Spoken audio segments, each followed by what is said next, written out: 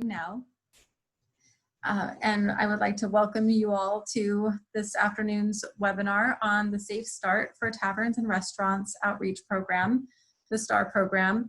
This program is being led by King County Public Health Environmental Health section or division. And we will have a number of presenters today walk through the elements of the program, and we wanted to make sure that you are able to get your questions answered about this program. I believe there will be other questions related to the governor's recent updates to requirements, and so we have additional members of the Food Protection Program who may be able to answer some of those questions as well. So as we get started, I would like to go through a couple of housekeeping items. One is we're using Zoom's webinar format, which means that we have a Q&A function where you can type in questions using the Q&A button, and we can then answer those questions in writing. And then if you wanted to also, thank you, someone just demonstrated what I was going to bring up next. If you want to verbally ask a question, then you can raise your hand, and you can do that by going to the tabs and clicking on more, and then raise your hand. And when you raise your hand, then I can unmute you, give you permission to talk, and then you are then able to ask your question. Before we get started, we'll have each of our panelists introduce themselves this afternoon, just very quickly, and then we'll walk through the agenda. So I am Shannon Harris. I am the Small Business Task Force Outreach Lead, and have been working with public health on COVID outreach since March of this year. Eob, could you introduce yourself?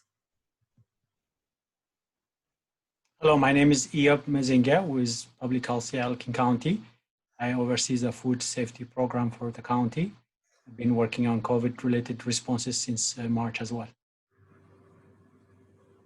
Thank you. Beth, can you introduce yourself? Yes, hello, my name is Beth Lipton. I am usually a public health veterinarian in the Environmental Health Services Division, but I have also been working on COVID response since late February, and specifically have been working as a lead for the workplace investigation team for the last couple of months in our communicable disease program. Great. Doug, can you introduce yourself? Good afternoon. My name is Doug Dyer, Senior Technical Lead with Public Health Seattle and King County's Food Safety Program. And I have as well have been working on COVID-19 related issues, particularly with food establishments, since March of this year. Thank you. John, can you introduce yourself? Hi, this is John Lane. I'm the Director of Local Government Affairs for the Washington Hospitality Association and have been working with the Business Outreach Task Force for several months now and working on the COVID issues since it started. Thank you. Kate. Yes, hi everyone. My name is Kate Becker and I am the Creative Economy Director in King County Executive Dow Constantine's office. I also serve on the Small Business Task Force, and I am on point for advocacy around restaurant issues. So really industry-wide kind of issues and highlighting those concerns. And then working with my fabulous colleagues, many of whom are on the line with you today, and working with them on addressing those issues and figuring out how to get you all what you need in order to continue forward with getting your businesses back on track. So thanks for being with us today. Thank you. And Ryan. Good afternoon, everybody. My name is Ryan Kellogg. I'm an Assistant Environmental Health Director for Public Health. I've served in multiple COVID response roles, but at this time serving as the project lead for the Safe Start for Taverns and Restaurants program. Thank you. And Shauna. I'm Shauna Cartwright, and I'm one of the supervisors in the food program with King County Public Health, and I've also been involved with the COVID-related issues since the beginning as well, trying to give guidance, directions, and that sort of thing. Great, thanks, Shauna. So this team will be presenting and answering questions today, and we'll go through our agenda now. So welcome this afternoon. We'll have a program overview with the goals and objectives of the program, which will be presented by Ryan Kellogg. The assessment and outreach visits will be described by Iyad. And then Beth Lipton will review contact tracing and the workplace outbreak investigations process. And then John will talk about the Washington hospitality and resources that are offered through the Washington Hospitality Association. And then we have a good amount of time reserved for Q&A to hear more about your questions. If you can hold your questions to the end, we will take those questions at the end of the presentations. I see that someone has raised their hand. So if you have something maybe urgent, if you can type it into the Q&A chat, then we will try to answer it there. And then at the end of the presentations, we'll do the live Q&A portion. So thank you. Ryan, I will turn the time over to you. Great, thanks so much, Shannon, appreciate it. And thank you all for the opportunity to talk with you today. I acknowledge that the continuing COVID crisis is a challenge for all of us, and particularly food establishments and small businesses that are adapting to what we now know are changing requirements in our phased reopening. So we're here today to talk to you about a new program that's being started by the Environmental Health Division to help food establishments understand and meet the expectations contained in the Governor's Safe Start plan. So to go over quickly first the objectives of the program, there are 4 of them, ultimately to support food establishments with meeting the Safe Start requirements. Establish and advocate for clear guidance and expectation. It is clear from the questions that were posed to us before the meeting today, and also in conversations that we've been having with establishments, both as part of the normal work that happens in our food inspection program, but also in a series of assessment visits that we've been conducting over the last 3 weeks with 423 establishments. You know, it's clear that there are definitely some areas of confusion right now that we need to continue working on clarifying for businesses, and we see that as a core role for public health as we're moving forward. Our director, Patty Hayes, has made it clear to us that it's a very important aspect of this project, and I agree with this, that we need to be recognizing the amazing work that has already been happening with individual establishments and the industry, and that we need to be intentional about lifting up and recognizing those businesses and promoting best practices. Some of them are related to, you know, very creative ways that businesses are learning from each other and meeting the requirements, in addition to just doing exemplary work themselves within their own establishments. And then, you know, we fully expect through this project that we will discover a limited number of establishments that, despite our efforts to do outreach and education and technical assistance, will remain non-compliant. And in those limited number of circumstances, we intend to pursue progressive compliance up to and including permit suspension, and then follow-up work with those businesses to help them get back open again. I will just say that in no shape or form is this program about closing businesses. In fact, it is about keeping the industry open and keeping us continued on this path towards reopening in these very challenging times. We can advance this slide, Shannon.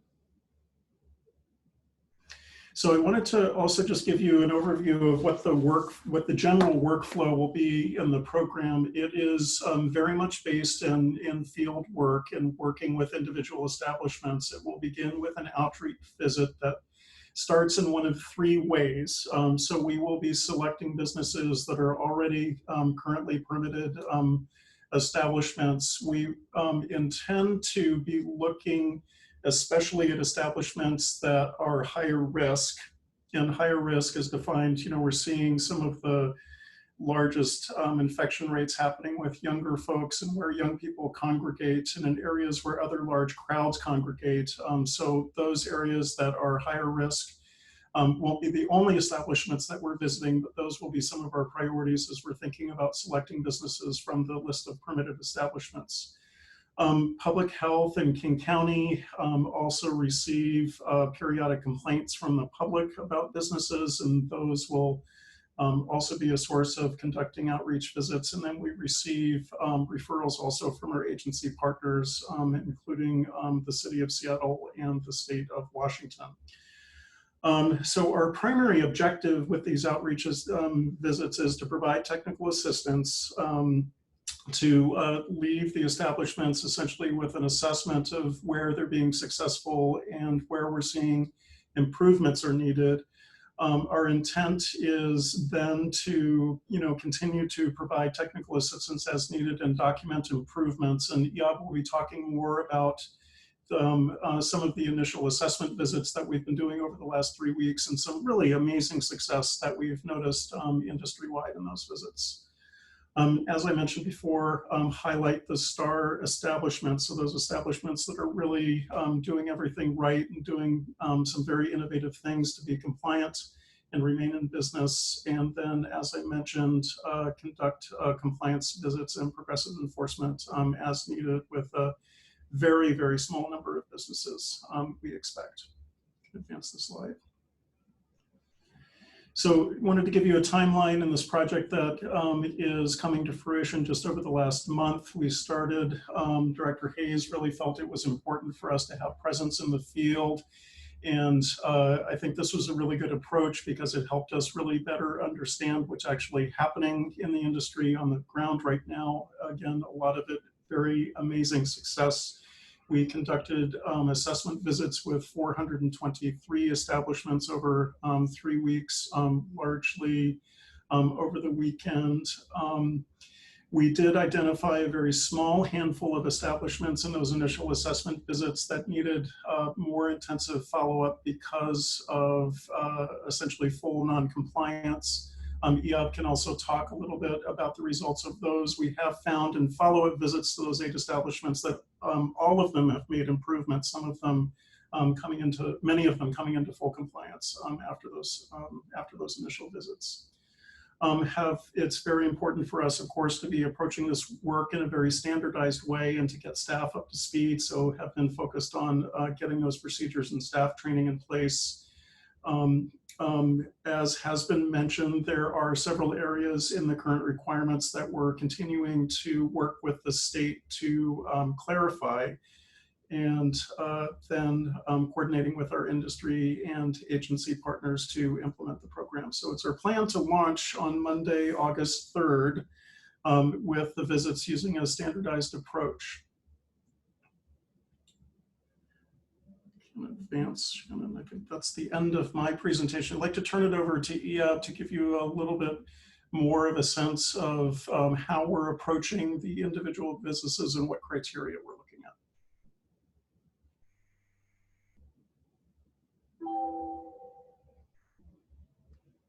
Good afternoon, everyone. It's good to be with you as well. Thank you, Ryan. I want to start by echoing what Ryan said about the purpose of the STAR program. And the main objective is to provide as much support and guidance to owners, operators of food businesses so that they can protect themselves, employees, and their customers from COVID-19. We do this by conducting field visits and providing timely and accurate information. Next slide, please.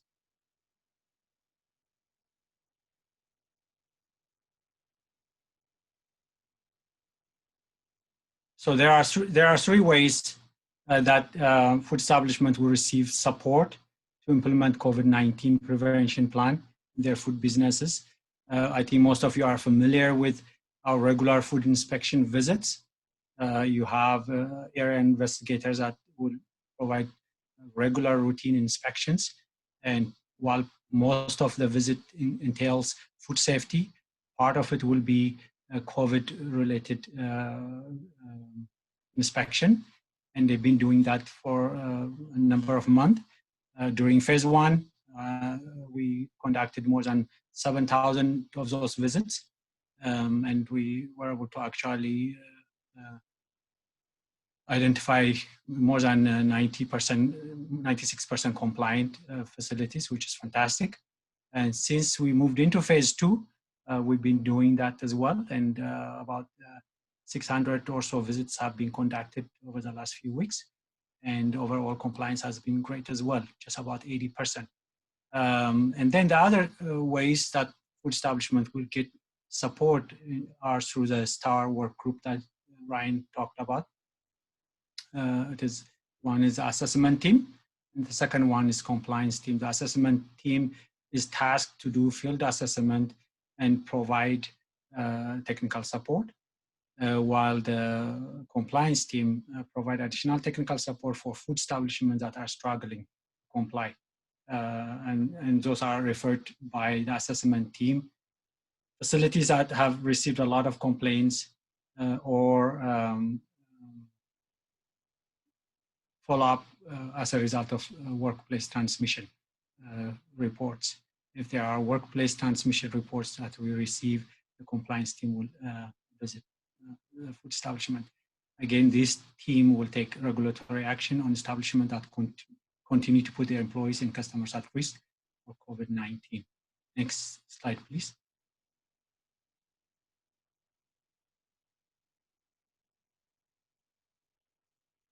You could advance all the way, yeah, thank you. Like our food inspections, most of our field visits will be unannounced. I think most all of the food businesses that are permitted by King County are very familiar with how we go about conducting our field visits. They are unannounced. All of our permitted food establishments will be enrolled into the assessment program. Priority visits include establishments with workplace transmissions of COVID-19, complaints received from the general public or other agencies, business referred to the STAR team by the regular area food safety inspection team, as our regular assigned investigators conduct their assessment and food safety evaluations. If they identify a food establishment that could use extra support, that establishment will be referred to the assessment and compliance team. And then, of course, food businesses that serve large crowds, as well as just the general, the rest of the food establishments that will be receiving visits as well. Our visits will be very brief, both to protect our customers as well as our investigators. And we want to keep the visits as brief as possible, perhaps 10 to 15 minutes long.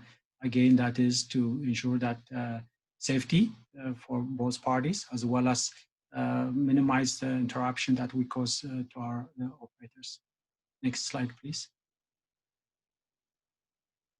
When we do our field visits, we'll be looking for 9 requirements. Each one of these requirements are scored either as compliant, partially compliant, or non-compliant.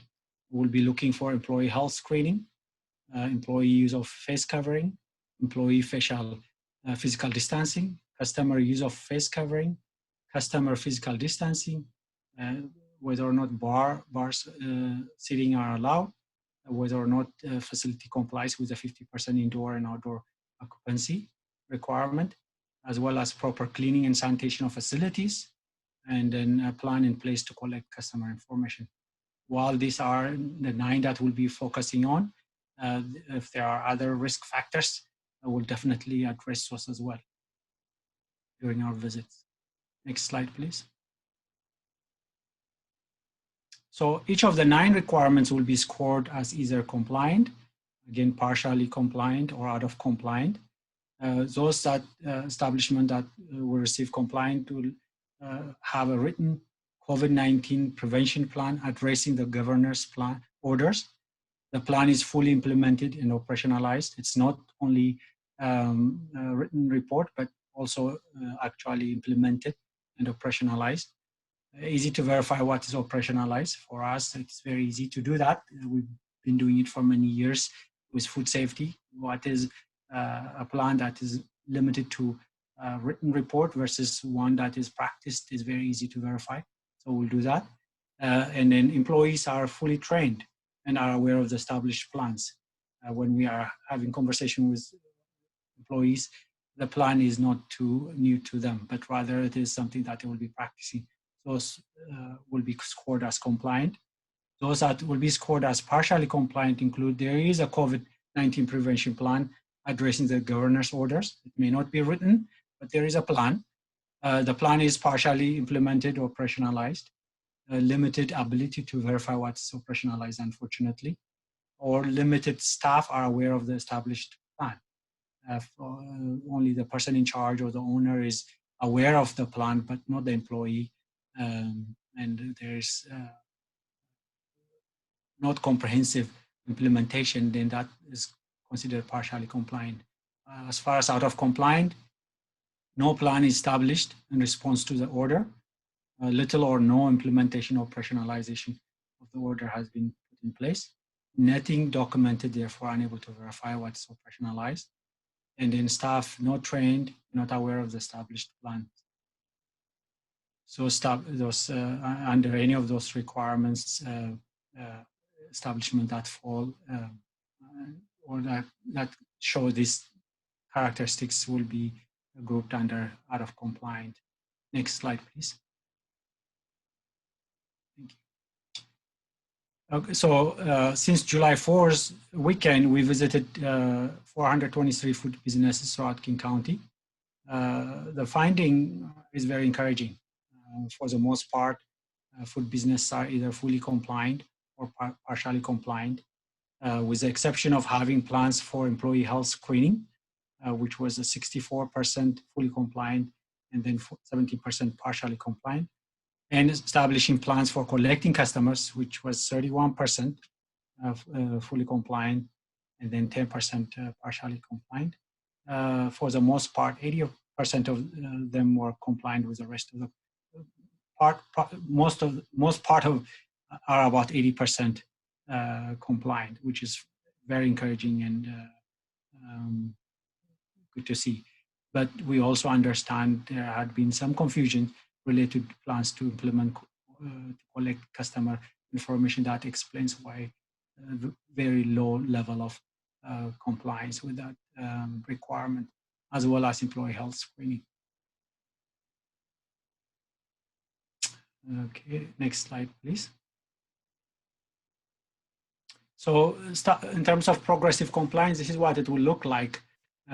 Establishments will be grouped into basically three groups. Those that are compliant, we'll acknowledge them, their hard work and great work they are doing. We'll highlight them on our social media, and then we'll continue to be available to support businesses. Those that are partially compliant will acknowledge the hard work as well as areas needing corrections. We'll provide them any needed guidance.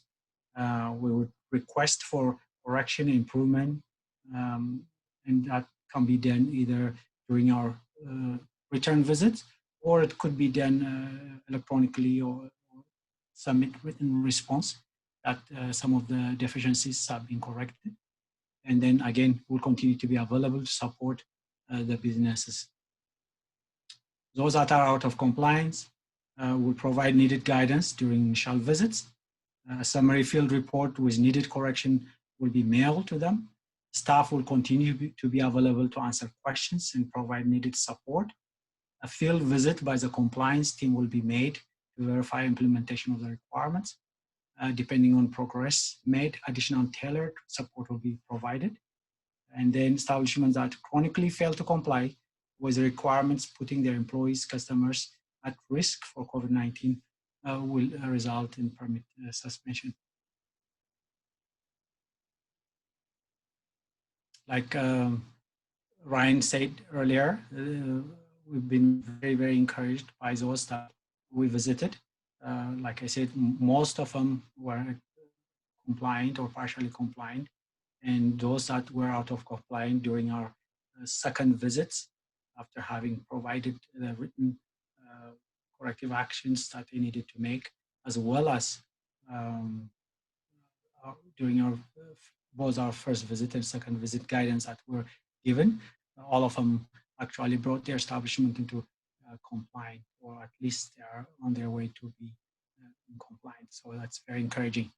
I've worked with food businesses for many years, and food businesses do care about their employees and their customers, and are working hard to comply with the governor's requirement. Very evident and clear from the visits that we've made, as well as from the many conversations we've had and experience that we have.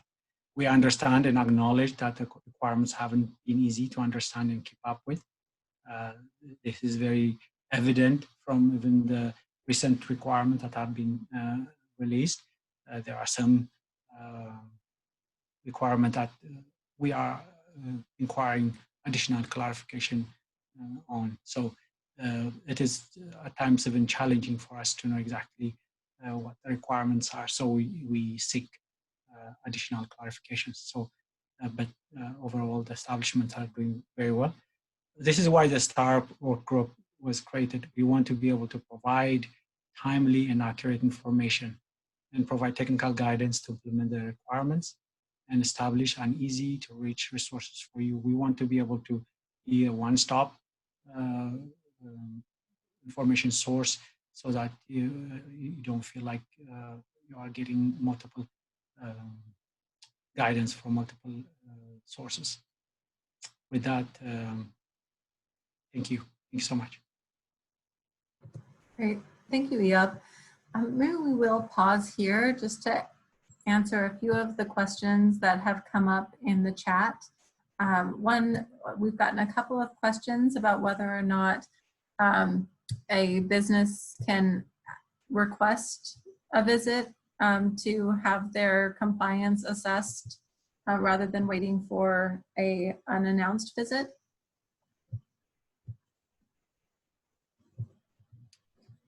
If you have a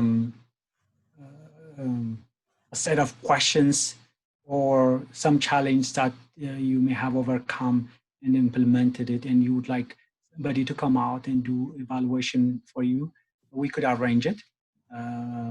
We may not be able to do that with a number of establishments, since we have to prioritize based on risk, but provided that you've taken the initiative to implement some of those orders, and you are seeking additional guidance, we could do that as well. So just reach out to us and we'll schedule it and we'll pay you a visit. Thanks, Iyab. And then another clarification is about customer name collection and what the requirements currently are. It looks like some people thought that that requirement had gone away. So can someone just clarify what the current requirement is for collecting customer names? So this is Doug, and I can certainly take a stab at this. This is actually probably one of the more confusing aspects of the governor's guidelines, because initially, as many of you may remember, the initial guidance by the governor's office back in March stated that a food establishment had to ask customers for their information in order to retain it for contact tracing. That was ultimately challenged, and the language shifted to something a little bit more vague, but alluding to a customer only needs to voluntarily provide that information. What never was clearly delineated, though, was what the operator's responsibility is in asking for that information, and moreover, how to ask for that information. So I don't think anywhere in current guidance will you find anything that clearly states that an operator or a food establishment operator, and actually it's all businesses. I don't want you to think this is just food establishments or retail food. This actually applies to all businesses.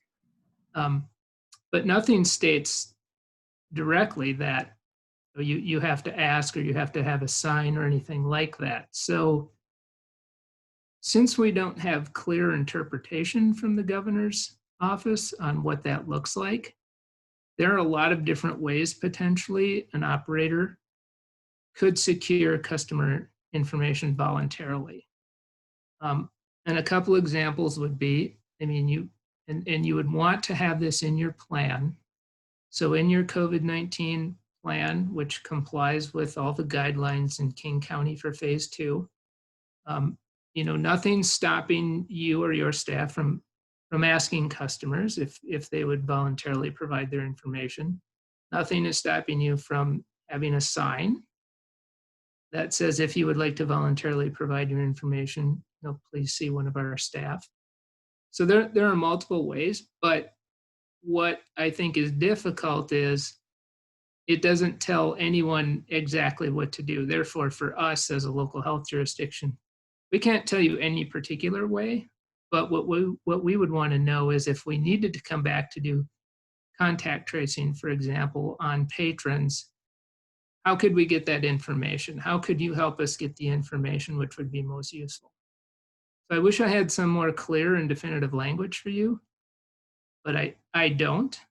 But we're hoping through our work with the State Health Department and them being a liaison to the governor's office that we can hopefully get something more definitive.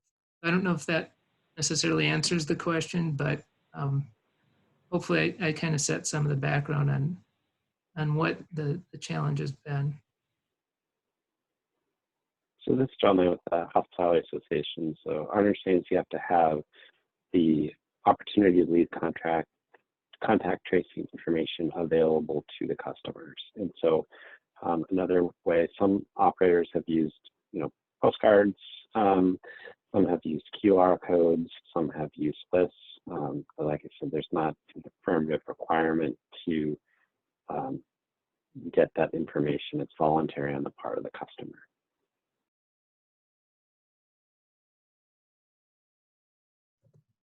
Great, thank you. We will get back to Q&A after our next two presentations. So now Beth Lipton will present about the workplace investigations team's work. Give her a minute to. Okay, thank you. Sorry, we're just doing a screen sharing switch.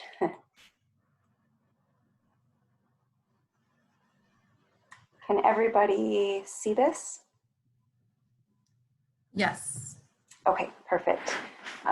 So what I'm really covering is our workplace investigation team, which we also do investigate potential outbreaks in food establishments, but our team does a much broader investigation workflows for all types of workplaces. So we're covering a lot more than just restaurants, but that is part of our work. But real quick, I just wanted to run through some terms that we use commonly in our investigation work. And if you have a potential outbreak, an investigator would be calling you and using these terms, which we would define in that call. But a case is somebody who has positively tested for COVID. That's a confirmed case. We also have probable cases. So that's somebody who has had known contact with a confirmed case, but has symptoms consistent with COVID. And in that situation, we treat probable cases very similar to confirmed cases as far as asking them to isolate. And sometimes people never do get tested, but we would consider that in our case count for an outbreak. A contact is somebody who may have been exposed to COVID-19, and there are many ways you could have close contact with somebody. The definition for what we're going to consider a potential exposure is being within 6 feet of distance to a case for 15 minutes or longer. This has changed. It used to be 10 minutes. It now says 15 minutes per the CDC. And the period of time that we're interested in is 2 days before the onset of symptoms or 2 days before a sample was taken that becomes a positive test. through the isolation period, which I'll cover in a second. And that's regardless of whether or not either or both of the people were wearing a face covering. So we know face coverings decrease the spread, but it's not a 100% decrease of transmission. So we do ask about face coverings, but we're still going to consider close contacts in workplaces when people are wearing face coverings. Also, the 15 minutes, it really can be a case-by-case basis in looking at situations. It's not a clear-cut definition when we're considering whether or not people might have close contact, but they're coming into contact throughout an 8-hour shift, for example, but only working together side by side for maybe a few minutes at a time. But we've seen some cases where that seems to be higher risk. So there are various factors that we take into account, or whether people might have raised voices or need to yell a little bit louder to do the work that they're doing, or something of that nature. So everybody's talking about contact tracing. So just quickly, contact tracing is essentially just identifying and managing people who might have been exposed to COVID, and the point is to halt any potential transmission. And the reason we're doing this is because we want to get people tested as soon as possible. We want to help people access what they need during isolation or quarantine and know how to monitor their symptoms. And we also know that if you've had contact with a case, the sooner you find that out, the sooner that you're going to be quarantining yourself and hopefully decreasing that chain of transmission if you become sick. So the difference between isolation and quarantine is that we use the term isolation for people who are actually ill, and we use the term quarantine for people who have had an exposure to someone who's sick, but they may not be ever become a case if you're quarantined. If you're isolated, you need to be isolated at least 10 days from your onset of symptoms. If you're quarantined, you need to be quarantined for 14 days after your last potential contact with a case. So you can see that somebody that's in quarantine may actually spend a longer amount of time in quarantine than somebody who actually became infected and went through isolation. And this slide is just to make the point that people are contagious or infectious before they're showing symptoms. And again, we use 2 days before symptoms for a contagious period. So if somebody's working, say every day, Monday and Tuesday, Wednesday they feel ill and they go home, and Thursday they may get tested and it comes back positive, we're going to be interested in those days that Monday and Tuesday they were at work, where they might have been contagious and potentially exposed other coworkers to the disease. So our workplace investigation team has several objectives. Mainly, we're trying to figure out if the transmission of COVID is occurring in the workplace versus in somebody's household or in the community or any place outside of work. And I do just want to mention carpools because they are related to work, and we see a lot of situations where people may get infected in a carpool, may get infected at work, but ultimately if people in a carpool get infected and go to work, then we want to make sure that before they're isolated or quarantined, that there has been no transmission through the workplace from those folks. And so there are very clear guidelines for carpools and how to prevent transmission. And we can help out with that as we're doing these investigations. Also, we want to make sure that the contact tracing is happening for close contacts. Some workplaces do their own contact tracing, whereas public health can help out in doing some of that contact tracing. It just depends on the resources and the protocols that a workplace has. And also we want to assess the workplace's preparedness for COVID, how well their safety and health plan is being implemented. We provide consultation on infection control practices in the workplace, testing, recommendations around testing. There's also a lot of questions around quarantine and isolation and when people can return to work. So really we want to, provide a lot of consultation and help to a workplace. And then we're going to want to assess if a workplace is meeting certain priority criteria where a site visit might be warranted. So if there's continued transmission in a workplace, for example, a site visit can be really helpful to get on the ground and see what's going on and where some improvements could be made to stop an outbreak from occurring. So we're most interested in clusters as far as trying to stop workplace transmission. And we're defining those as 2 or more confirmed or probable cases within 14 days. And being able to rule out, to the best of our ability, that the transmission didn't occur outside of that workplace. And so we're asking questions. We have interview information from our cases about where they have been during their exposure period, where they've been during their contagious period. Then we can talk to the workplace about whether or not employees might be spending time together at work or might be carpooling. So we use all the information that we can gather to help try to decide whether or not this might actually be workplace transmission. So we get reports in through several different ways, and these reports have increased in the types of ways that they're coming in. At first, the main way we were getting this information is through interview data, through the cases themselves.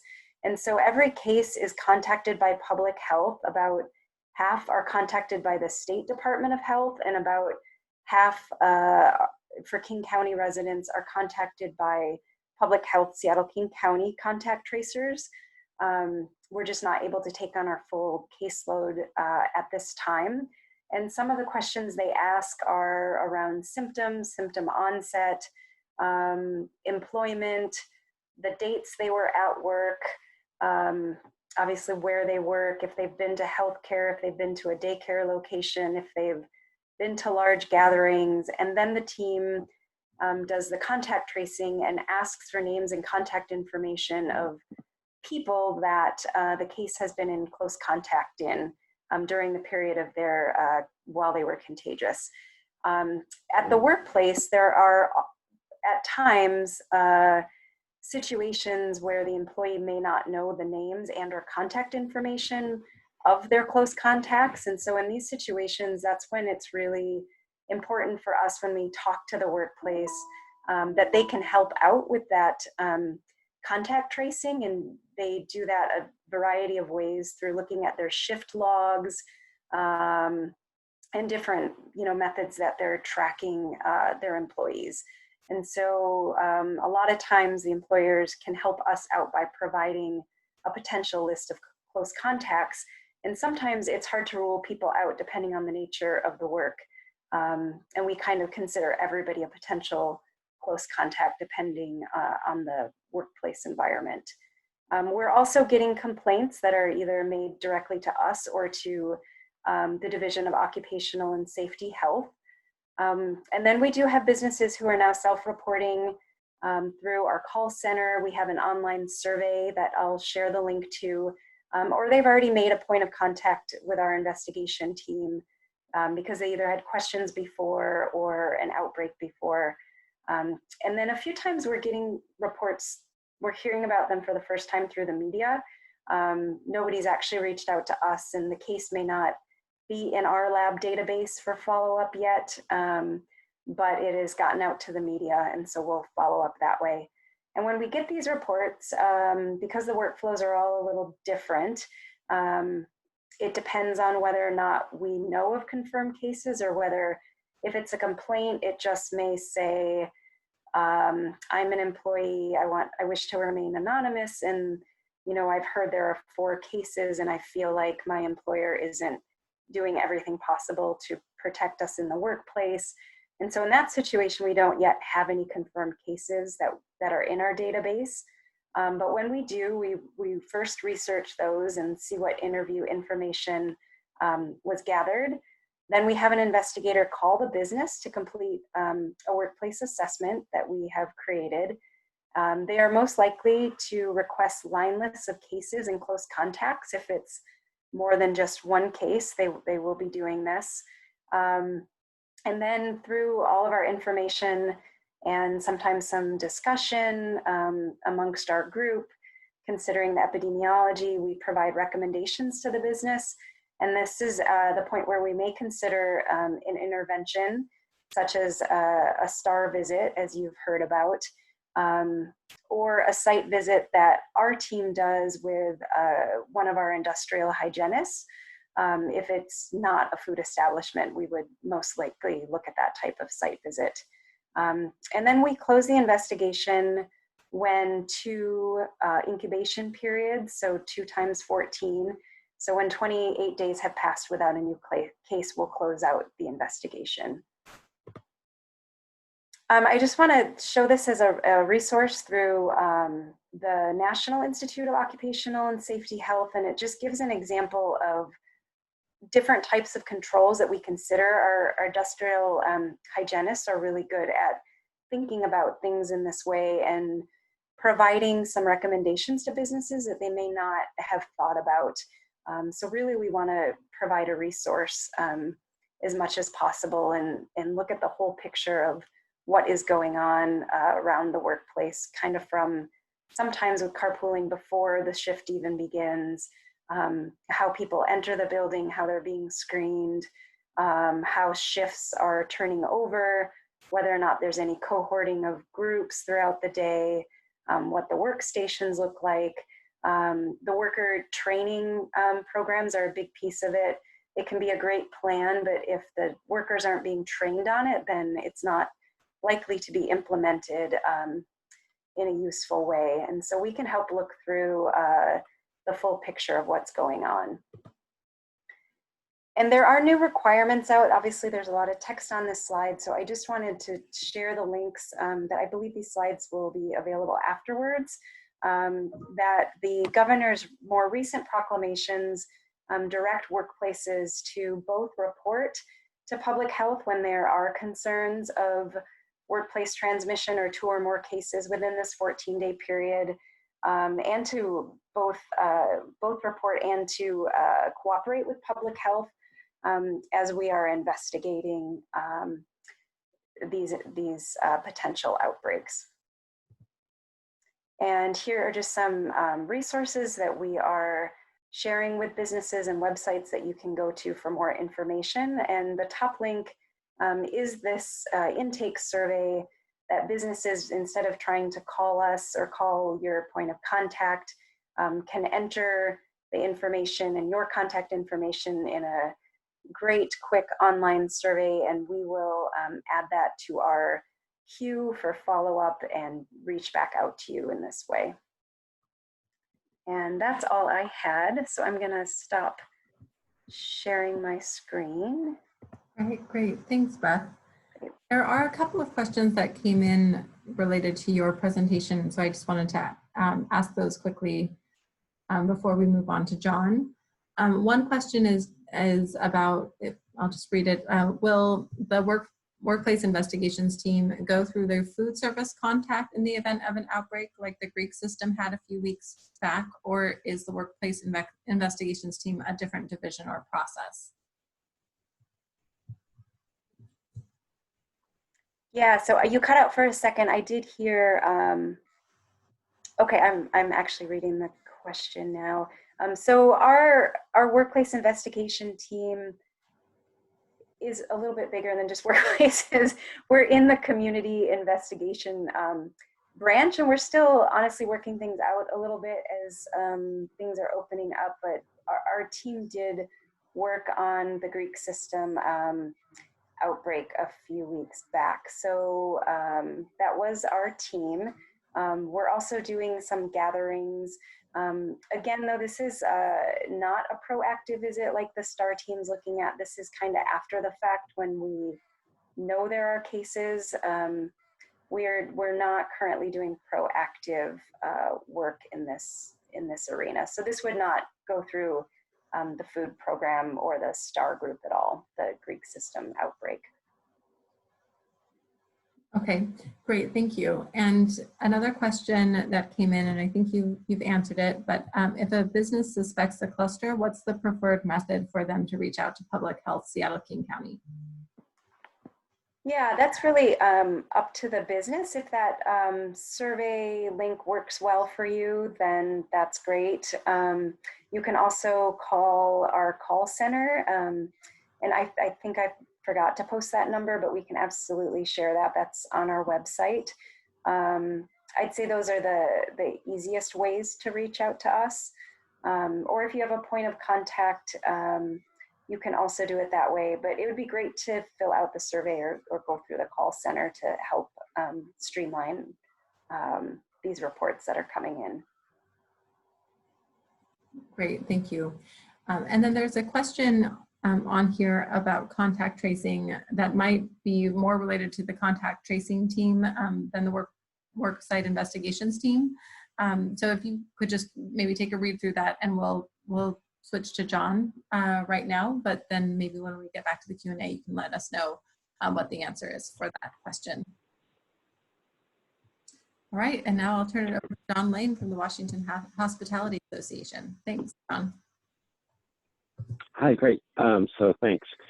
So we, as I said, have been working on this issue from the beginning. So I would say starting in early March, even before the governor's announcement here locally in King County, as soon as there's the outbreak out in Kirkland, and businesses in downtown Seattle and elsewhere sent workers home.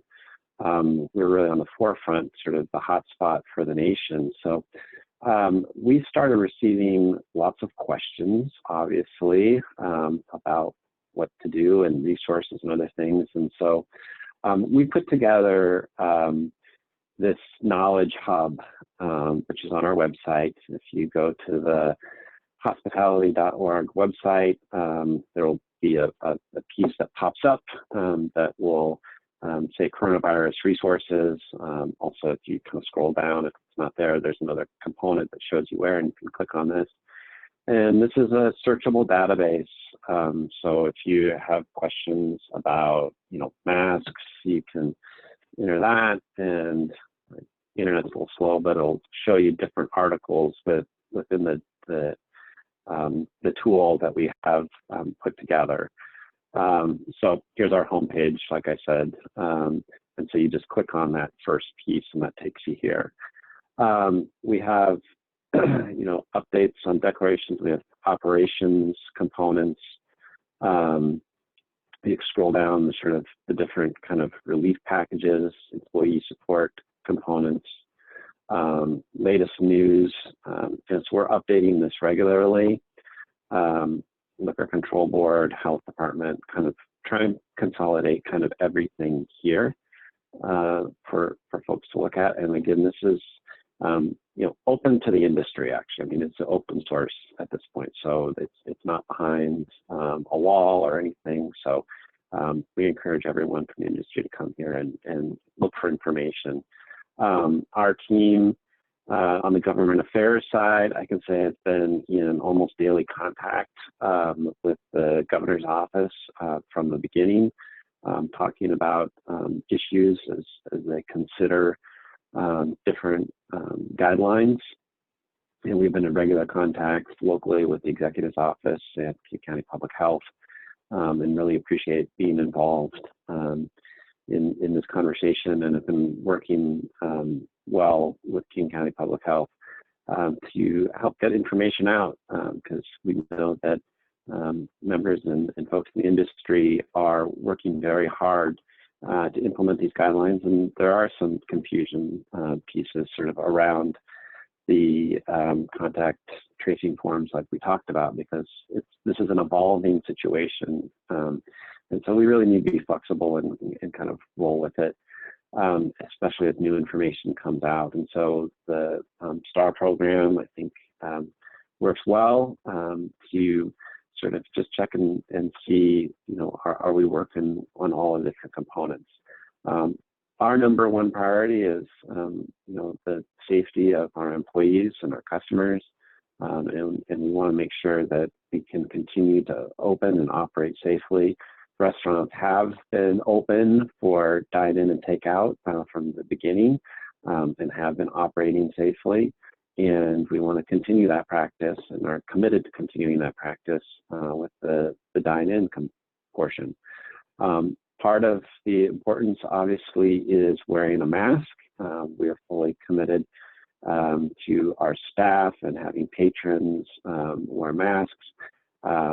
We want to make sure the best way to help the industry, and when diners they want to support restaurants, one of the things we say the best way to support restaurants is to wear a mask. So we have joined together with multiple other statewide business organizations on the Stay Safe Washington campaign. This is the website here, staysafewa.com. There is a short video clip that has been put together. There's sort of talks about the coalition and what we're doing and why it's important and how the public can help support businesses. And so scroll through here, sort of that's about coalition. There's campaign resources here. So there's downloadable art about please do your part, wear a mask. Really message we're trying to get out to folks is, wear a mask, save a job, wear a mask, save a small business. And so we are committed to this. Like I said, we're working, I think it has, but yeah, so, general contractors, Washington businesses, grocers, you can see all the different groups that we're working with on this. So that is the information that I have. And again, if you have questions, reach out to us directly. Our membership team and the government affairs team, like I said, we're fielding as many questions as we can, putting new resources and updating this regularly. We are in regular contact, like I said, also with the agencies. So not just Department of Health, but we've been talking regularly with Liquor Control Board, LNI, and all the other sort of different agencies at the state level and locally that are touching all the different components. So that's all I have, Sharon. And unfortunately, I have to drop off for another meeting. Okay, thanks so much for joining us, John, and for sharing those resources. We can now transition to our live Q&A. I'm just going to put up a slide. And we will go to those who've been waiting patiently to ask a question. So Pete, I believe you can unmute yourself now and ask your question.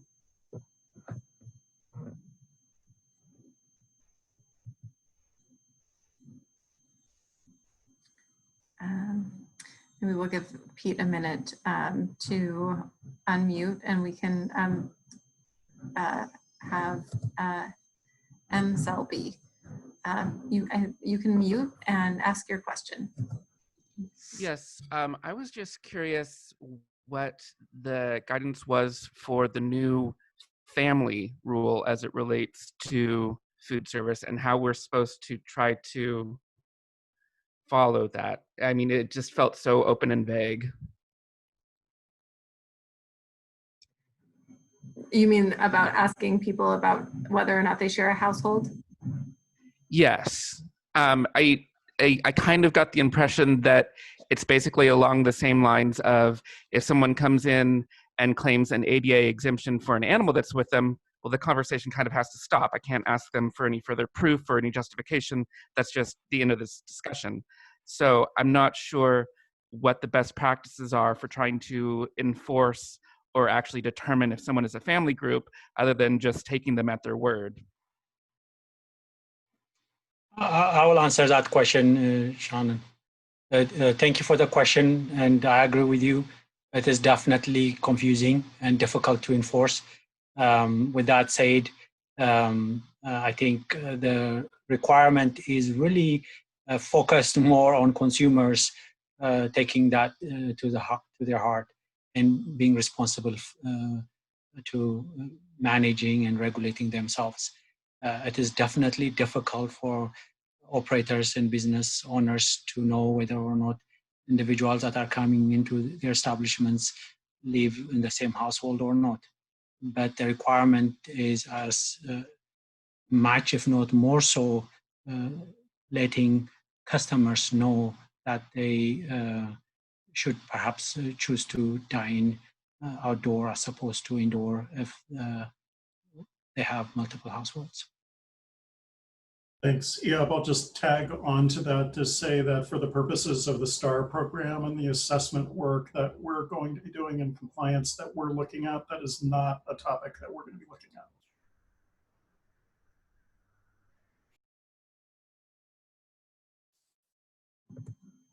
Great, thank you both for answering that question. The next question will be Pete. Are you able to unmute?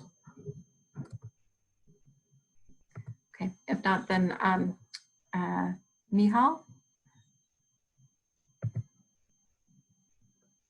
Go ahead and. Right. No. Do you guys hear me? Yes. All right. However, we are a tech company who serves food, not necessarily cooked food, but prepared food. And we plan to be shut down until 2021. Are you guys planning on doing random inspections to food places that are closed? And how do we avoid, missing an inspection and getting penalized when there's nobody there to, meet them?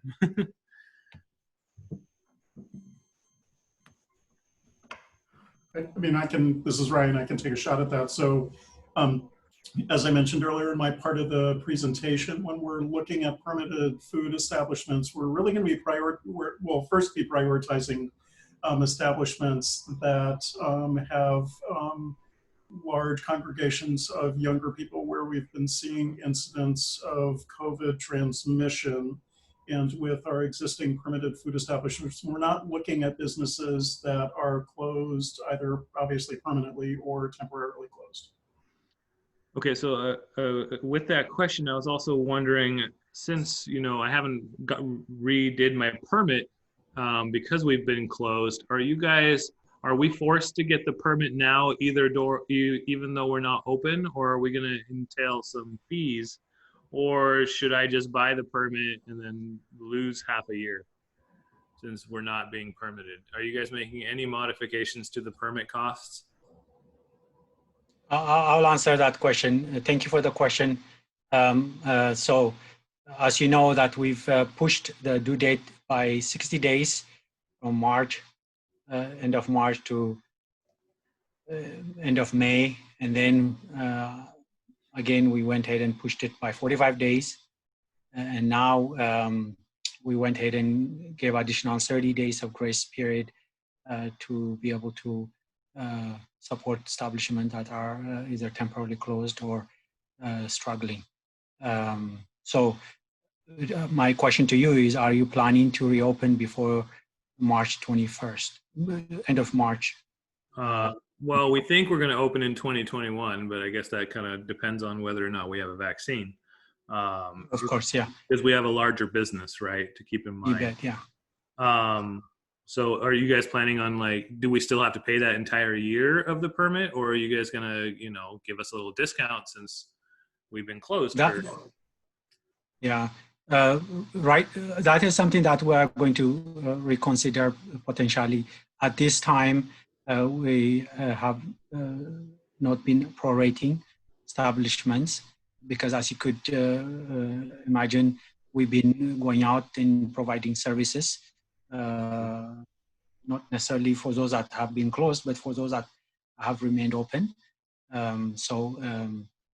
Our work never stopped, whether establishments closed or not. We still respond to complaints and foodborne outbreak investigations and whatnot. So with that being the case, in terms of those establishments that have been closed for an extended period of time, we'll have to rethink our approach. But at this time, we were not planning to prorate. Okay, thank you for that answer. And one last question, I think it was to the lady that was speaking earlier. You guys said you were looking at a percentage of transmission at the workplace that you guys are investigating. Do you have any numbers yet on that? What the percentage might be, just so I can kind of get an idea of for our office when we decide to open? Yeah, you might be referring to the priority criteria that I referenced for when we're considering more of an intervention, like a site visit. Essentially, we're just using those criteria to get an idea of the severity of the workplace transmission. And because I don't have it in front of me exactly at this moment, we have different categories of A, B, and C for when we're more concerned, and somewhere around 5% of an attack rate, what we call it. So we're looking at the total number of staff and the percentage of those of the staff that become ill within that 14-day period. So we're using other criteria as well, but that is one of them. Okay, all right, sounds good. Thank you so much. Great, thank you. Our next question will be from Guy. You can unmute yourself, Guy.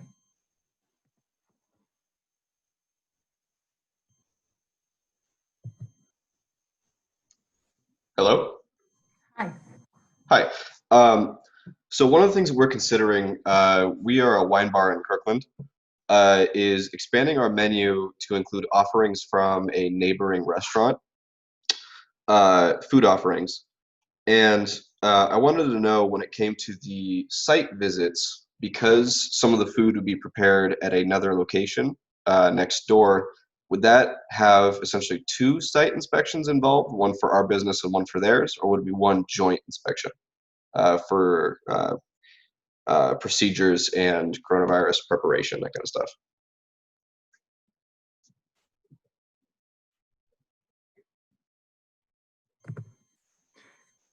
Anyone from the food protection program want to take a stab at that one? I'll give it a try. So let me see if I understood your question correctly. You have an establishment, and that establishment is obtaining its foods from a neighboring restaurant. And what you're asking is whether or not multiple visits will be conducted. Is it for COVID-related visits you are referring to, or are you referring to food safety-related visits? I was referring to the COVID-related visits. So just to go over it one more time, we are considering expanding our menu to allow customers to order food through us that would go to the neighboring restaurant and have them prepare the food.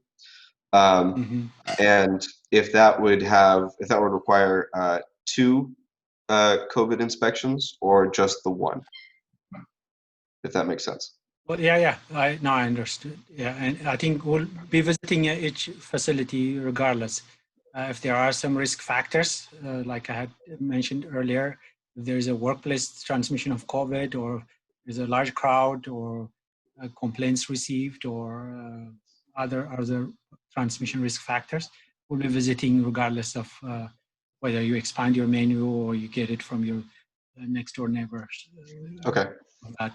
Each facility will receive its own visit. Okay. Needed, yeah. This is Doug. I just want to add too, you should probably contact us offline, because if you're having a restaurant outside of your normal boundaries provide food for you then to resell, that first restaurant may be considered a wholesaler. So there's some other issues we need to talk through to help you make a better, more informed decision going forward, and for that facility as well. So if there's a way you can somehow provide us your contact information, we can assist you with that as well. Okay. If I can find a way to message you through this or through some other way, I will find out. Yeah, and maybe Shannon could help facilitate that. But just, full disclosure, outside of COVID-19 and normal food code stuff, just want to make sure you have full awareness. Understood. Thanks. Great. Thanks, Guy. And you can send a message through the chat function to the panelists with your contact information. Okay. Pete, are you able to unmute? Give Pete one more chance before we go to the open questions that are still in the Q&A. And I did want to just circle back to the customer tracing log. I think it is something that the STAR program will be looking at and assessing. And so I'm just curious if Iab or Ryan can speak to what you'll actually be looking for to see if a business is in compliance with the customer contact forms. Thank you, Shannon, for circling back to that one. I see quite a few questions related to contact information. It appears that there are lots of questions and confusion. So I think first we need to remember that the information we collect is beneficial not only for your customers, but also for your employees as well, because it does work that way as well. Again, provided that establishment comply with the rest of the requirements, our reliance on contact information is somewhat minimal. But with that said, food establishments are expected to have a plan or a system in place to collect contact information voluntarily provided by customers for 30 days. So for example, if the system relies on a log sheet, make it available and make sure that all of your employees are aware of it. So what we look for when we do come to your establishment is, first of all, do you have a plan in place? If customers want to leave their contact information, how do they do that? How have you operationalized that plan? Do you maintain the information for 30 days or not? Are employees trained and knowledgeable if the system is in place, with the system that's in place? So those are the things that we look for. If you have a plan, but all your employees are not aware of it, that's not really operationalizing the point where it could be used. Does that answer your question? Great, thank you. Yes, I think that helps to know what they'll be looking for, what your team will be looking for, ensure that you're going to be compliant. Yeah, so thank you for clarifying. So just, are there any other questions that people would like to ask live? If so, you can raise your hand using the raise hand function. So I just encourage you to raise your hand, and then I'm just looking through the Q&A that's come in. There is a question about the alcohol service must end by 10 p.m. Is that a question that one of our panelists can provide additional clarity on?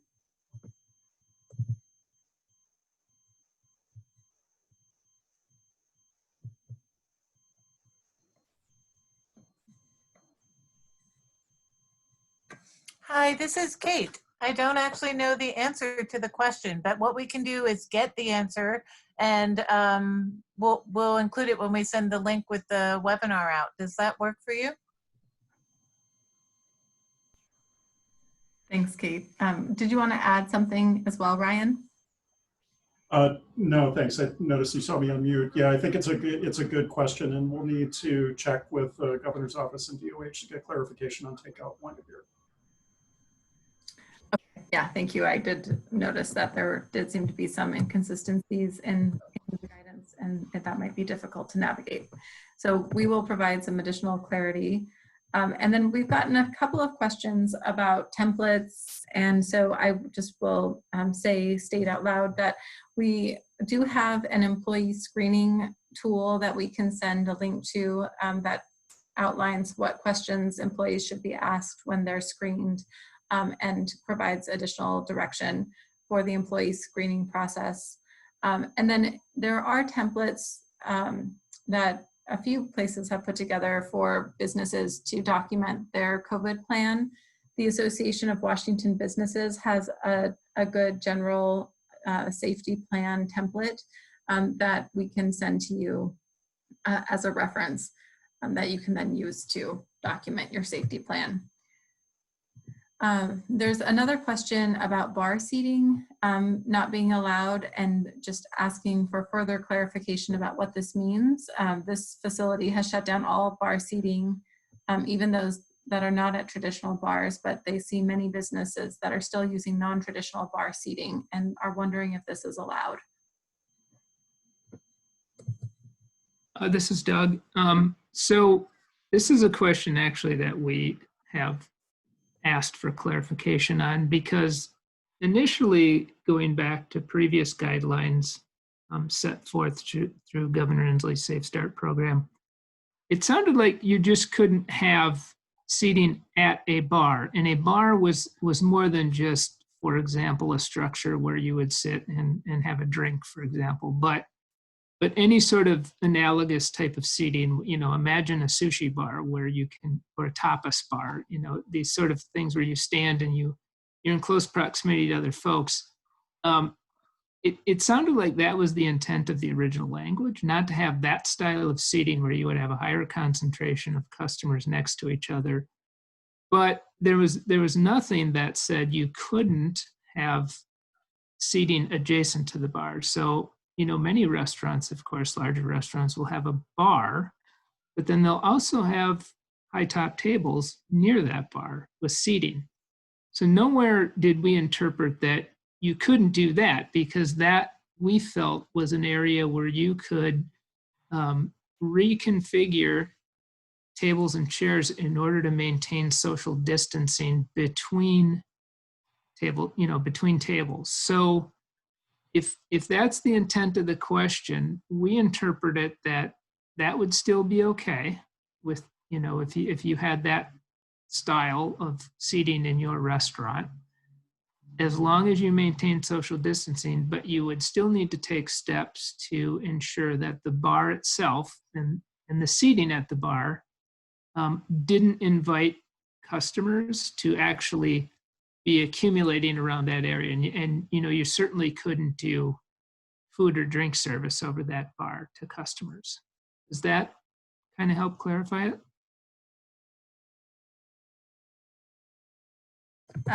Thanks, Doug. Eob, do you have something to add?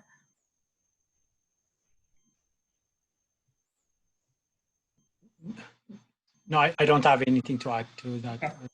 All right. Thank you. Thanks. Now, if we do receive a different interpretation from the governor's office via the state health department, we certainly would update our information and disseminate that to reflect that. But as of today, we don't have anything that clearly says you couldn't, for example, as long as you maintain social distancing, did not exceed overall 50%, that you couldn't have tables and chairs in an area adjacent to a bar. You just would, you would have to maintain some separation potentially, and make sure customers were notified that they couldn't stand at the bar and in close proximity. Particularly those customers that aren't from the same household. Mm-hmm. All right, thanks, Doug. There's a few more questions that I want to get to before we close. There's one live question. Rick has raised their hand. So Rick, can you unmute yourself and ask your question? Yes, thank you. Where do private clubs fall into play on all this?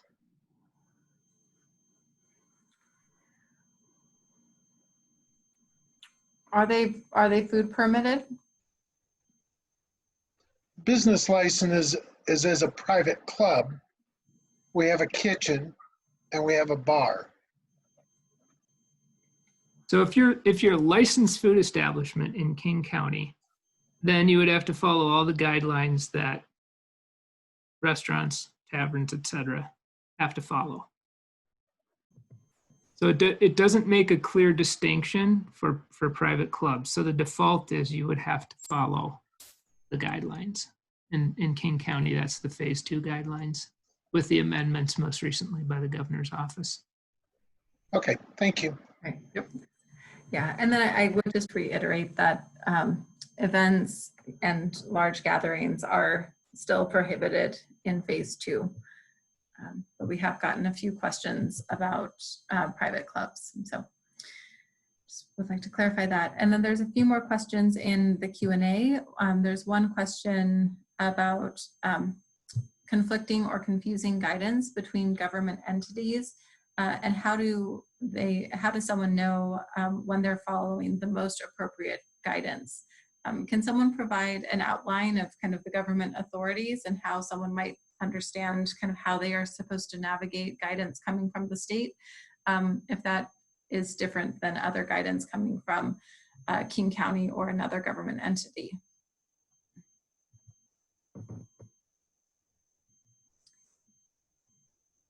I'll give it a try. I was actually typing my response to John, but I will go ahead and share it. Definitely, ideally, it would be good to have all of the guidelines and recommendation being released by government entities to be on the same page. I wish that was the case, but unfortunately, that's not where we are. There seem to be some conflicting information posted or being made available. The best, I think, thing to do is, and my recommendation is to work with your local health department first, and then see where what type of guidance and recommendation that they have, as opposed to using a different source, given that they are the regulating agency for your operation. What we do is when the governor's office releases requirements, we have a lot more questions. Usually the first date is released, and our guidance are not updated right away. We wait for DOH to fully understand, receive some questions that different local health departments have, and DOH wants to be able to get back to governor's office with those questions, get clarification, and then send it to the rest of the counties. And expectation is that there will be some level of uniformity across the state. With that being the case, there are times when DOH's interpretation might be slightly different from our interpretation, and that is something I know. One in particular related to a number of what to do with individuals that are suspected of being exposed to COVID-19, particularly as it relates to essential employees. And that is something that we are in conversation with to iron out discrepancy. But my recommendation is to first look at your local health department's guidance. Great, thank you, Eob. And I will just also reiterate that King County is working to stay aligned with the state as much as possible, because we do understand that it is confusing to have different guidance coming from different agencies, and any additional tools or supports that we provide are intended to provide clarity and ease in implementing the governor's guidance, not to be different from the governor's guidance. So we may emphasize different points, but we are working to be fully aligned with the governor's guidance. There are a couple more questions that I hope we can quickly get to. One is about the current outside and inside seating capacity and how that is determined and the percentages. Can someone provide an update on the outdoor and inside seating capacities?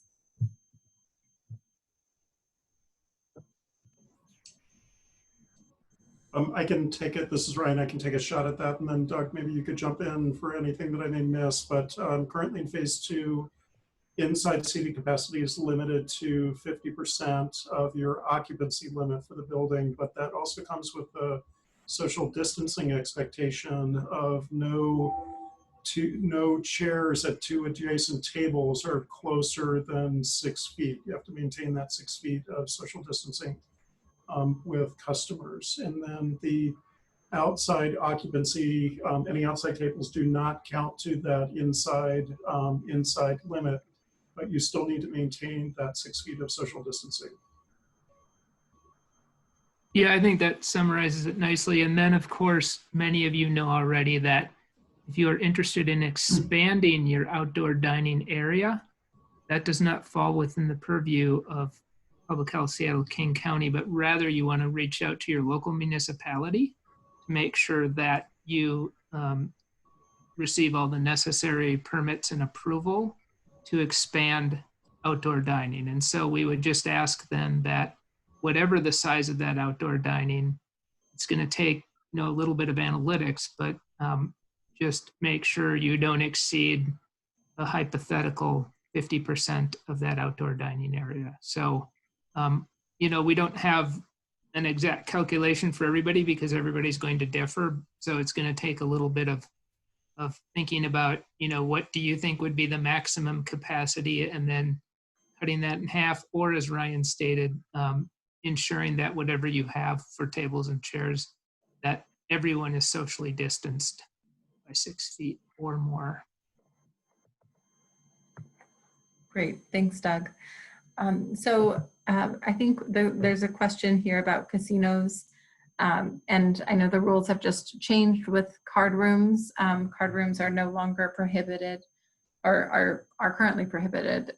They're no longer allowed to operate.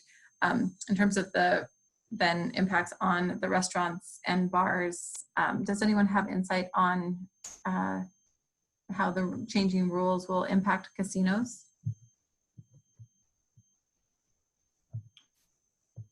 This is Doug. I'm relatively new to Washington, but I would assume our casinos on sovereign land, or is that may make a difference, and then we wouldn't necessarily have jurisdictional authority. So I guess I don't know enough about how casinos are structured in Washington to know who has the authority over regulating. I don't know if anyone else knows.